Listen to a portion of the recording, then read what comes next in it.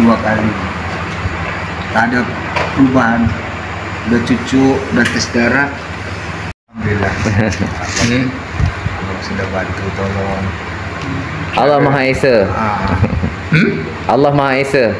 Jadi okey, keadaannya rasa semalam Alhamdulillah jauh lebih baik. teruk sangat, sesak nafas.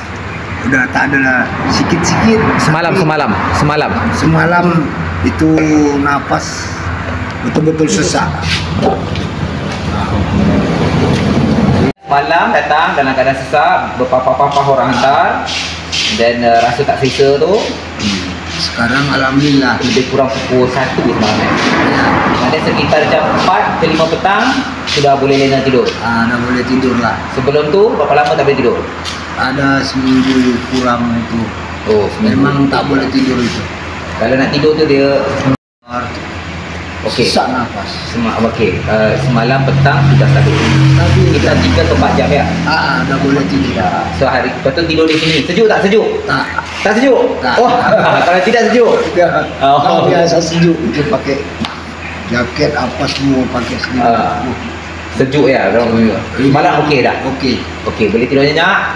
Okey, pagi tadi maknanya semalam pun ada muntah kan? Lepas makan rempah tu, minyak sirih. Ya. Muntah sekali. Buat. Bola balik itu muntah terus. Makan rempah tu terus muntah sekali. Muntah.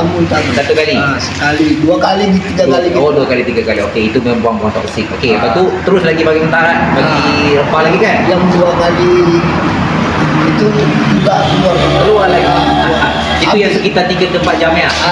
Okey, alhamdulillah. Jadi dapat tidur lena. Hari ni alhamdulillah. Udah minum rempah itu tadi nggak ada pun tadi. Tak ada sesak nafas pun tak ada dah ya? Okey. Cuma saya nak bagi tahu belum sembuh lagi ya. Jenuh. Okey. Namun amalan kena diteruskan sampai berjaya. Ingat ya. Okey. So apa-apa pun kita terima kasih pada inilah orang yang sekolah Datuk kepada Datin doakan kesejahteraannya.